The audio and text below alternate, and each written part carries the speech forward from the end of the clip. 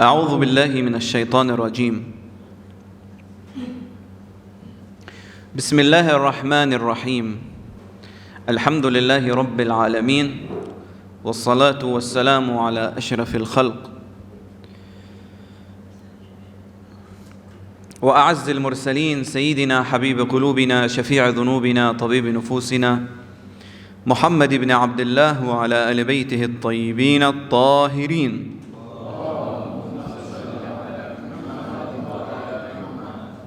لا سيما بقية الله في الأراضين، روحي وأرواح العالمين لمقدمه الفداء. Assalamu alaikum to all of you brothers and sisters.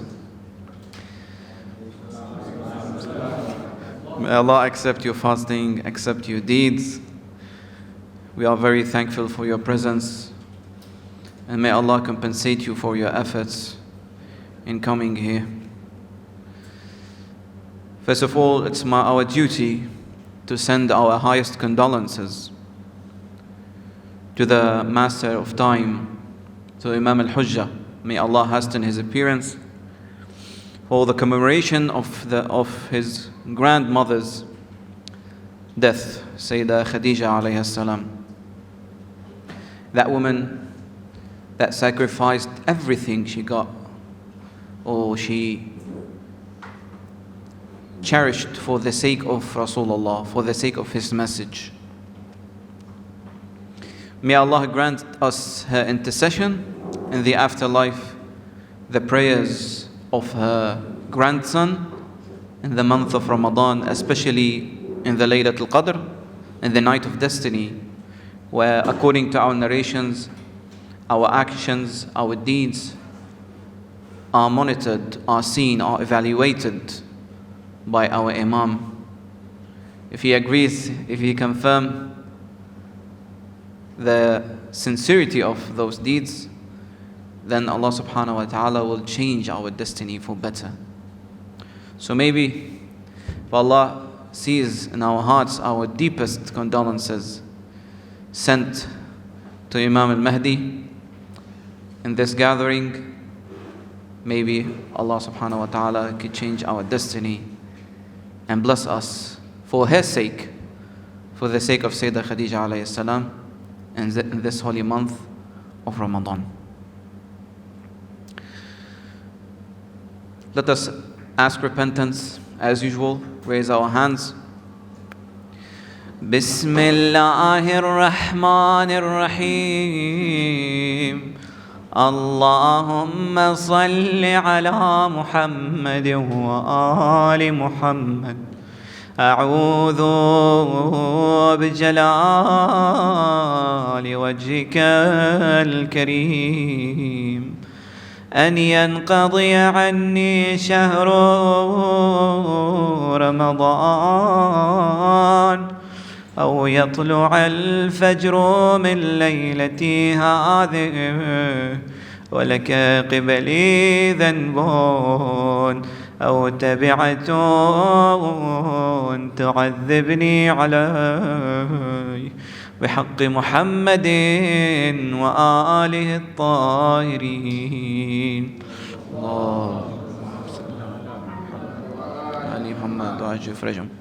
I seek refuge in the majesty of your generous face, lest the month of Ramadan ends for me, or the dawn of this night comes upon me, and I still have a sin or a consequence that you're going to punish me for.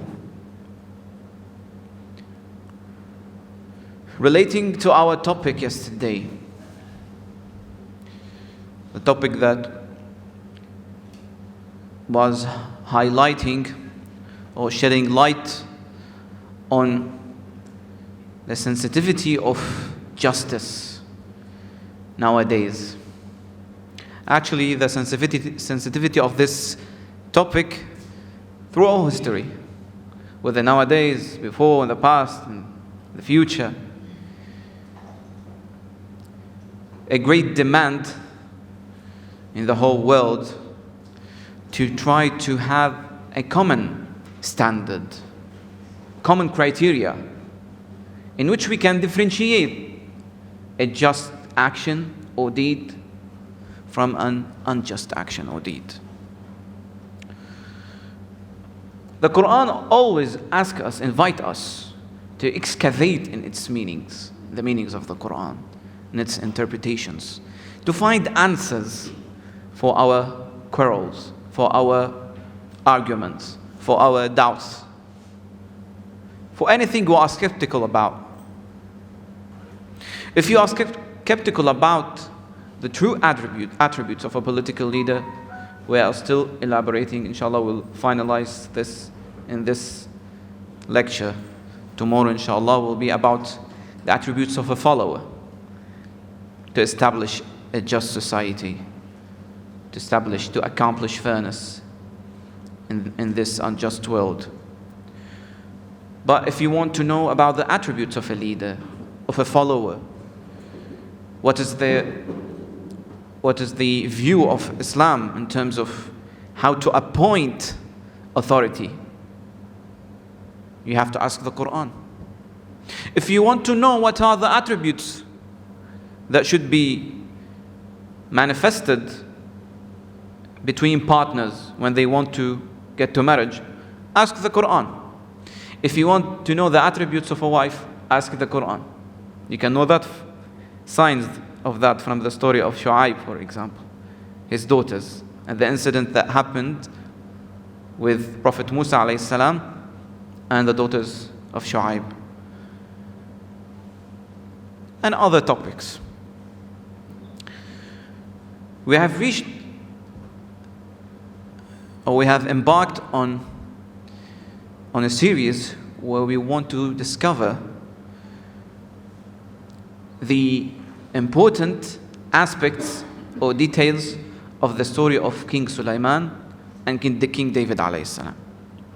And we have said that the most important attributes until now that we have found from the stories of King Dawood and Sulaiman were, first of all, following the guidelines of legislation in judgment, whether you know truly the rightful decision or not. Secondly, a just leader should be an open-minded leader. And this, we've said that we can implement that in our society, in our family gatherings. You know, an open-minded leader listens equally to the amount he talks. He likes to listen to the advices of others. And we have to apply this in our family, you know. Even if there's difference in age, difference in culture, difference in knowledge, we have to always believe that Allah subhanahu wa ta'ala, Allah's wisdom could be shown in the talk of youngsters, for example, in the talk of the weakest worshippers for Him. So we should not underestimate any opinion, any advice, any argument, because it can benefit us, it can benefit the whole society. Actually, it has benefit Sulaiman and Dawood, when Dawood accepted the opinion of Sulaiman alayhi salam and he gave a better judgment. Later on, the Quran mentions or gives signs for other attributes of a leader. Mentioned when King Sulaiman alayhi salam went with his great army filled with different kinds of animals, jinns, humans, prepared with the best military capabilities at that time. While he was showing his power to the whole world, he didn't forget to show mercy to his weakest subjects, the ant. And the ant said that King Sulaiman and his soldiers will not crush them deliberately. Later on, after that, now this is the way that King Sulaiman dealt with his weakest subjects, with his civilians. His civilians trusted him.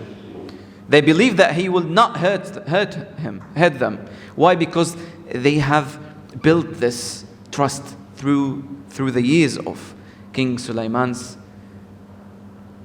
rule or governance. King Sulaiman alayhi salam balanced between the way he dealt with his weakest subjects, weakest civilians, and between the way he dealt with his employees. Hupu, who was, let's say, responsible for the mail department, for example, for sending mails, sending messages to the kings all around the globe. So the Hupu was absent one of the days. King Sulaiman was looking for him. He said that I will punish him severely unless he brings a convincing excuse for his absence. The Hupu returned and he said to King Sulaiman, I have encompassed something that's beyond your sightseeing. What is that? I have seen a kingdom, a great, magnanimous kingdom with great power, the kingdom of Saba. And the kingdom of Saba was ruled by a queen.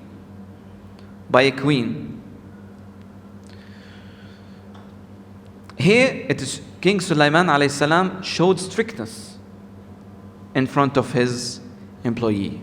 And one should ask why he's very strict with his employee in a manner different from the way that he showed to his weakest civilian. Well, the answer is that the job of this employee, of any employee in any government, is very crucial for establishing judgment in any society. That's why he was very strict with him, to abide by the rules. And there's a lesson for us. We have elaborated in this matter yesterday. The same method was applied by the commander of faithful, Ali bin Abi Talib alayhi salam. He was very delicate and precise in choosing his representatives in different countries, different provinces. One of the well-known governors or representatives of Imam Ali alayhi salam was named Suhail ibn Hunayf. Now Ibn Hunayf was a well-known companion for Imam Ali alayhi salam. He was honest, he was just, he was fair. But Suhail ibn Hunayf one day was invited to a feast, to a gathering of different kinds of food. By whom? By a tribe. But this tribe didn't invite the poor. It exclusively invited the rich. So Imam Ali alayhi salam sent a message to Ibn Hunayf and told him, Ya ibn Hunayf, إنك دعيت إلى مأدبة قوم عائلهم مشفو وغنيهم مدعو. You have been invited into a feast where the poor is abandoned, is not invited, while the rich is invited. And as a governor, as a role model, as a ruler, you have to be aware of your action, because everyone sees you as an idol, as a role model.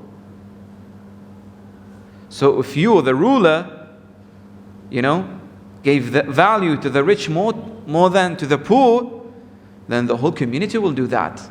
And this will spread what? Injustice in the society.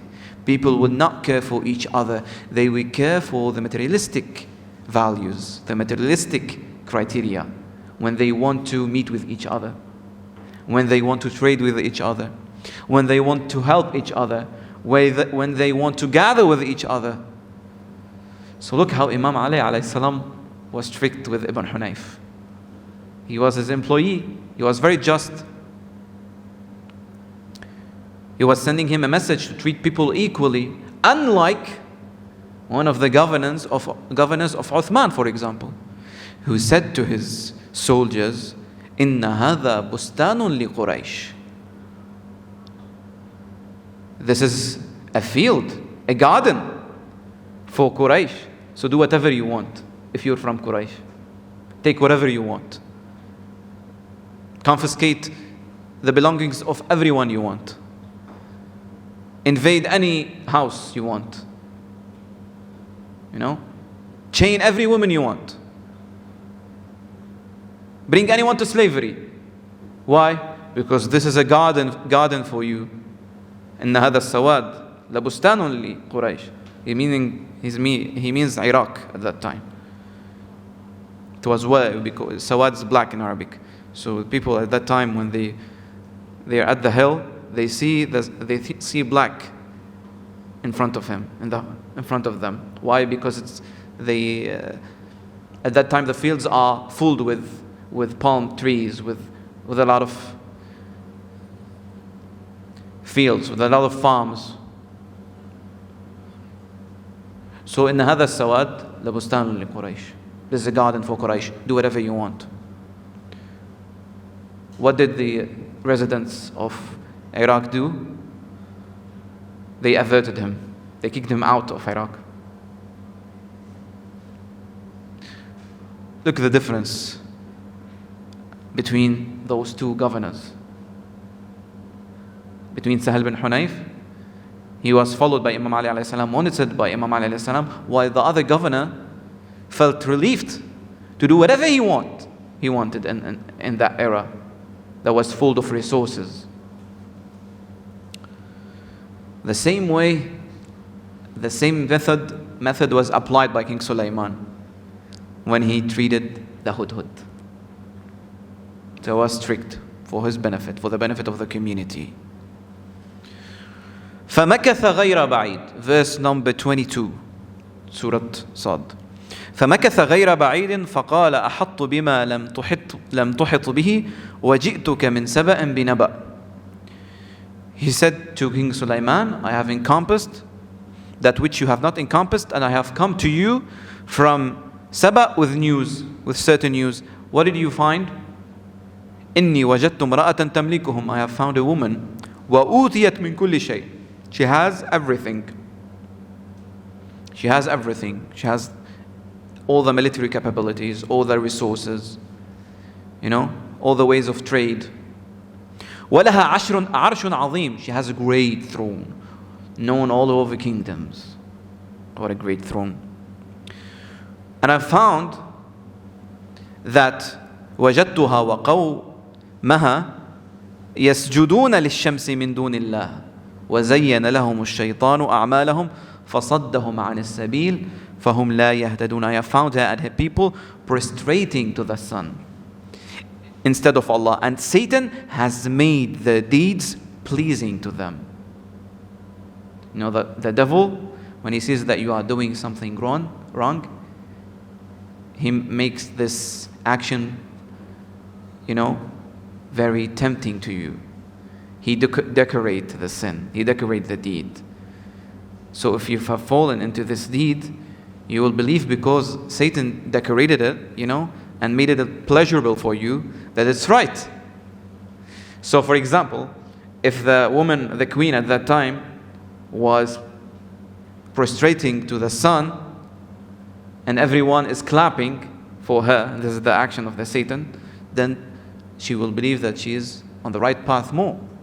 She will believe that she is on the right ideology. But Allah subhanahu wa ta'ala says, be aware.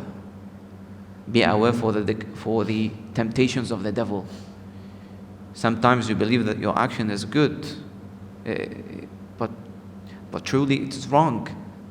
Sometimes you believe if you said about someone something that he dislikes, you try to give for yourself excuses. That's maybe not istighaba. That's not maybe talking about him in his absence, because I feel it's my duty to show his falsehood, so that another person could not be hurt by him or harmed by him. See the Qur'an. The Satan doesn't come to you and tell you stop praying, stop fasting.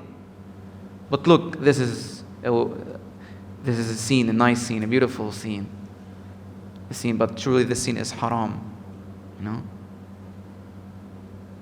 Someone bribed you to compromise your principles. You know? Just this time, neglect it and get this money. I mean, you are poor and you need, and necessities maybe justify your actions. Goals justify means, you know. So this is the way of the Satan. And the Satan was tempting them, the woman, the queen, and her followers. وَأُوتِيَتْ مِنْ كُلِّ شَيْءٍ وَلَهَا عَرْشٌ عَظِيمٌ. Okay. أَلَّا يَسْجُدُوا لِلَّهِ الَّذِي يُخْرِجُ الْخَبَأَ فِي السَّمَاوَاتِ وَالْأَرْضِ وَيَعْلَمُ مَا تُخْفُونَ وَمَا تُعْلِنُونَ. Why they won't worship Allah subhanahu wa ta'ala, prostrate to Allah subhanahu wa ta'ala, who brings everything from its place where it was conceived or not shown to others.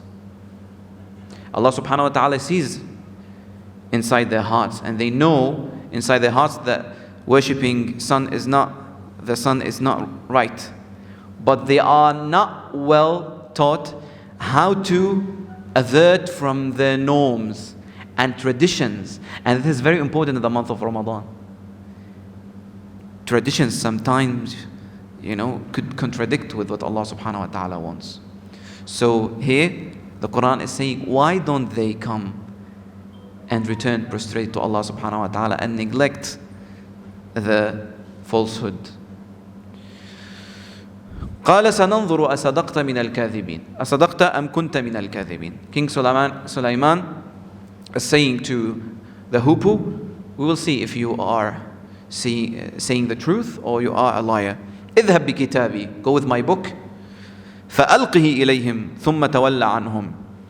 Deliver that to them and then leave them and see what they will return. Now Allah subhanahu wa ta'ala, as we've said in the Qur'an, doesn't mention any detail unless it has a role in your perfection. So Allah subhanahu wa ta'ala mentions the details of the message. إِنَّهُ مِن سُلَيْمَانَ وَإِنَّهُ بِسْمِ اللَّهِ الرَّحْمَنِ الرَّحِيمِ. It is from Sulaiman. Emphasization, that is from Sulaiman. What's the sign? Bismillah ar-Rahman ar-Rahim, in the name of Allah, the Beneficent, the Merciful, the Most Graceful, the Most Merciful. He started with the word of mercy, not with the word of power. You know. قالت يا أيها الملأ يا أيها الملأ أفتوني في أمري ما كنت قاطعة أمرا حتى تشهدون. Or your assembly, our assembly, your eminence, please advise me. You know me for a while, and you know that I don't take a decision unless I take your advice. Okay. They said to her, قالوا نحن أولو قوة وأولو بأس شديد والأمر إليك فانظري ماذا تأمرين.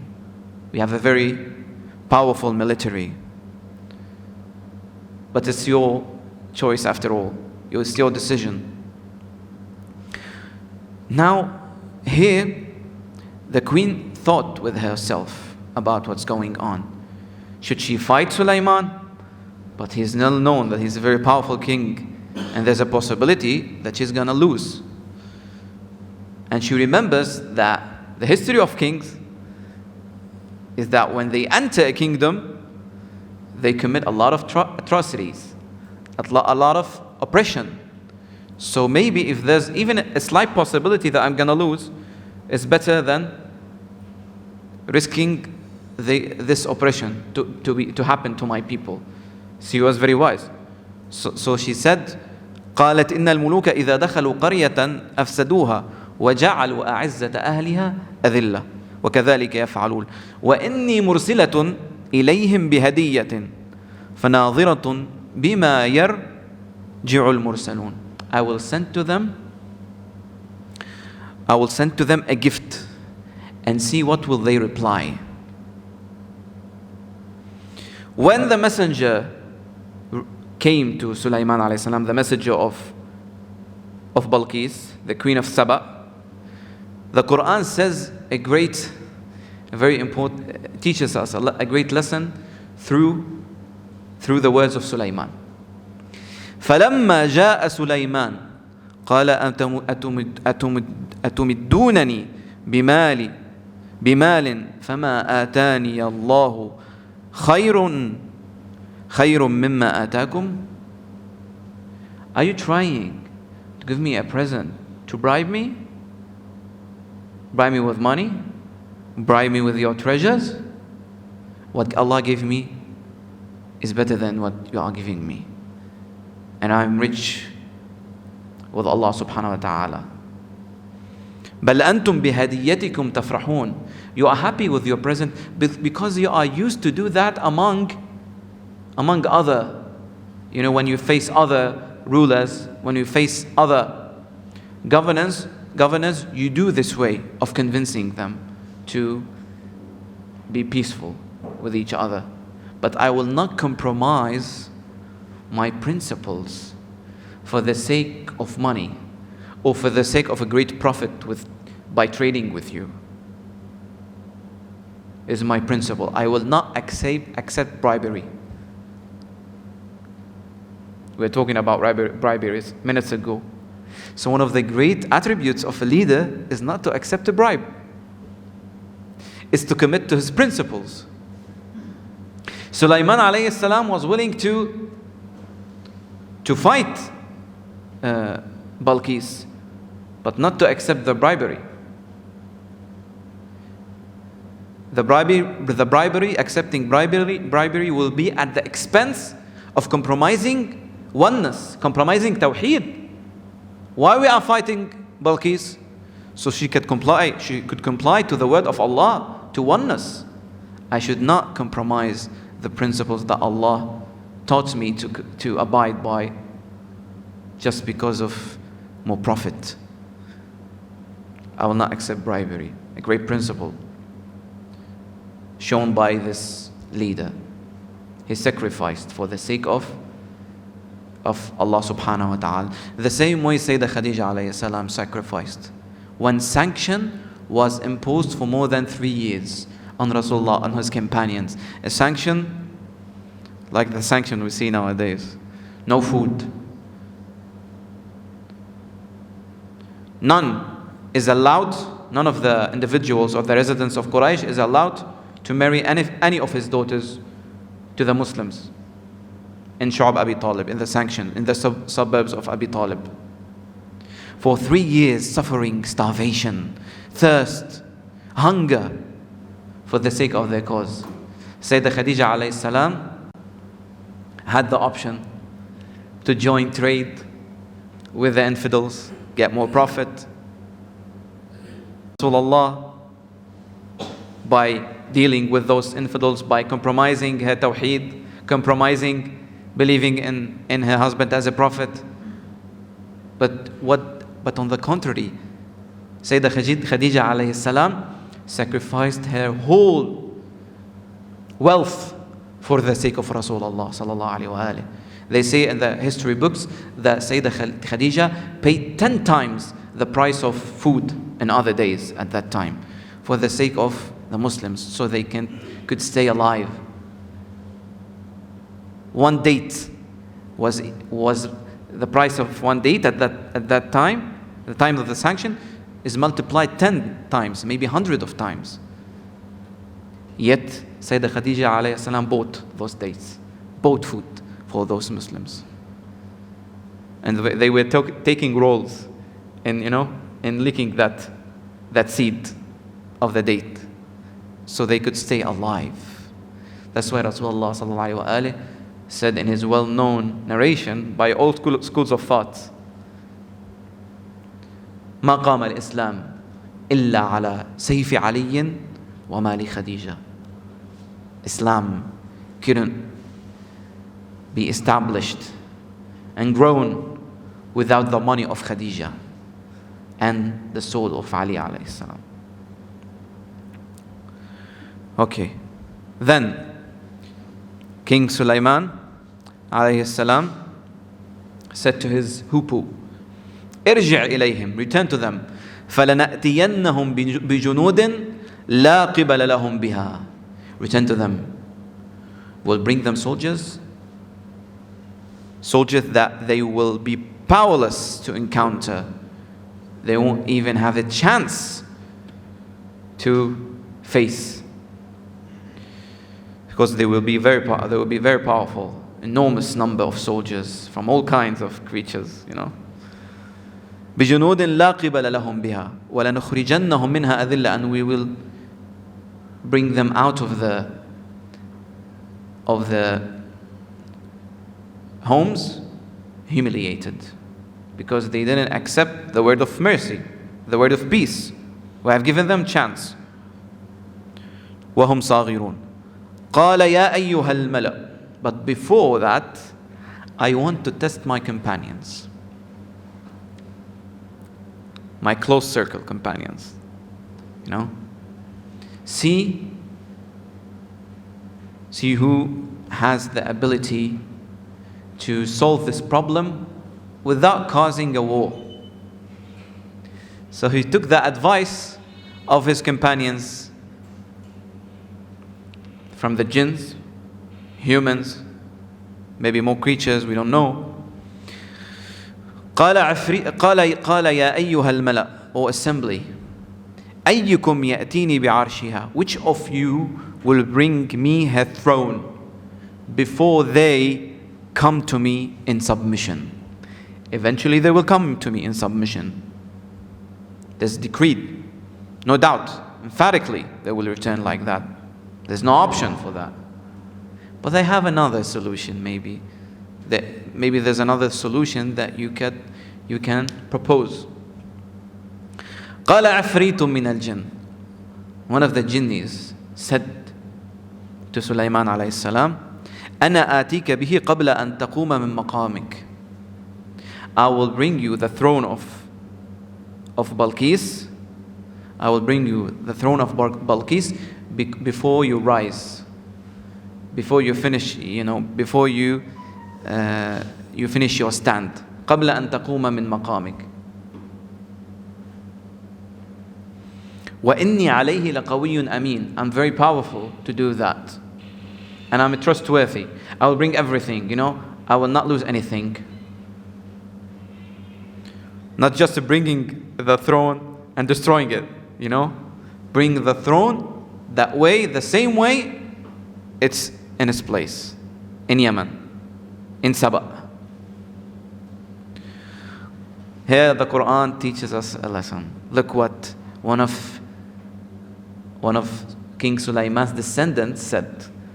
قال الذي عنده علم من الكتاب أنا آتيك به قبل أن يرتد إليك طرفك.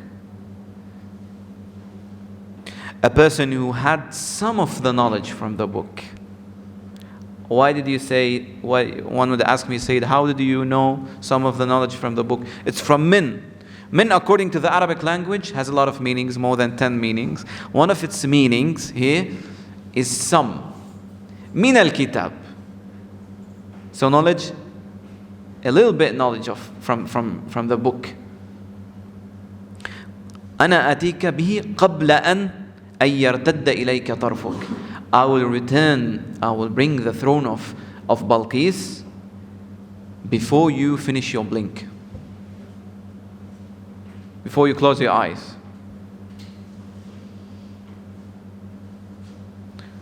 What a great miracle there.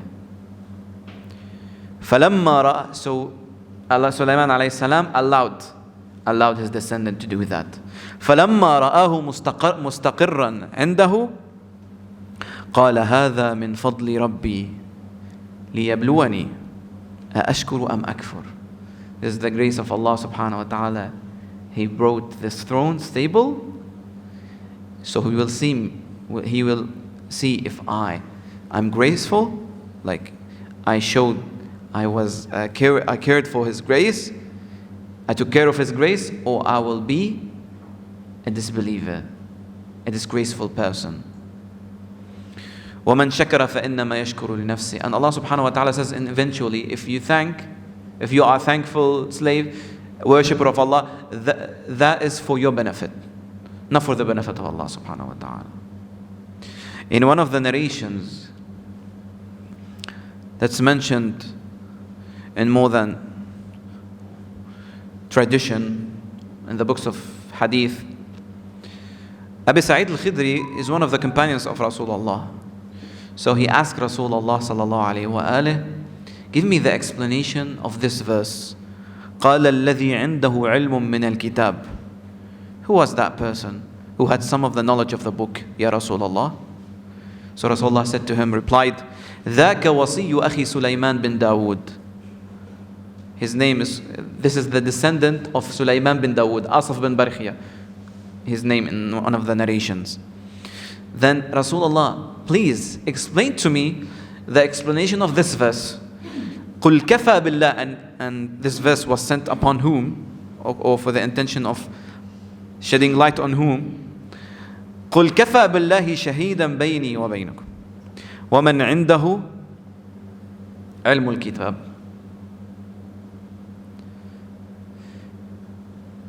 It is enough that Allah subhanahu wa ta'ala is witness between you and me. And also who? And the one who has the knowledge of the book. Not the knowledge from the book, some of the knowledge from the knowledge of the book. So who is that, Ya Rasulullah? Rasulullah said, this is my brother Ali bin Abi Talib. If a descendant of a prophet who had some of the knowledge from the book brought the greatest kingdom to its knees, brought it actually from thousands of kilometers from a place to another, with a time less than the time that it will take you to blink, what about the descendant of a prophet who has the knowledge of the book? What about the descendant of the prophet who is among us, actually in our belief, who is among you? How much he is capable of doing things.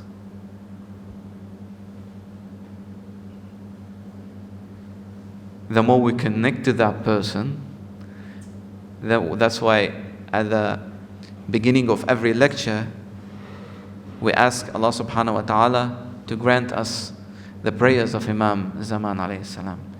Because we know he has the knowledge of the book. Has the knowledge of the book. One of the greatest attributes of a leader is to have knowledge. Even if you had knowledge in one verse, maybe you will be a tool that Allah subhanahu wa ta'ala uses to establish mercy and justice and fairness in your society. Through you. Abdi ata'ani, as the hadith al-Qudsi says, takun mithli or mathali, choose. Every meaning has a different, every word has a different meaning, you know. Takun mathali. You will be my example. Not mithli, you'll be like me. Mithli, you'll be like me. Mathali, you'll be an example. A tool, an intercession, you know. Da'awah. Abdi atani takum mathali taqulu lishay'i kun fayakun. You will say to the thing, be, and it will be.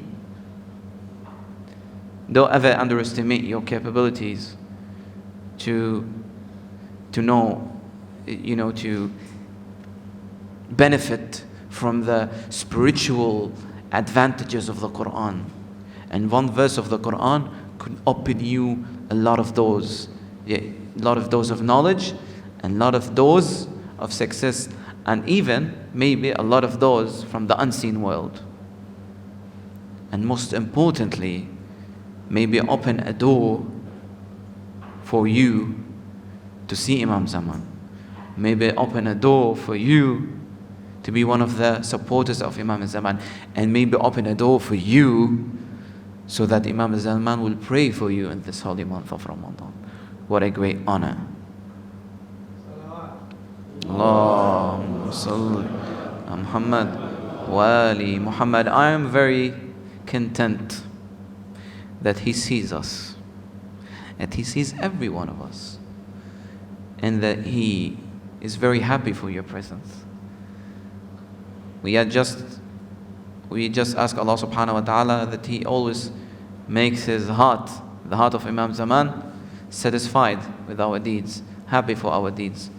And may Allah avert us from the actions that will bring sadness and grief to our Imam al-Zaman. So we have learned, in short, summarization for all what we have said before. One of the most important attributes of a political leader, of a faithful person in the month of Ramadan, is following the guide to establish justice in any society, in any community, even in a closed, small community like your family, is following the guidelines of legislation of Sharia, of Islam. Secondly, be an open-minded person, like Sulaiman was, like Dawood alayhi salam was. Not accept bribery,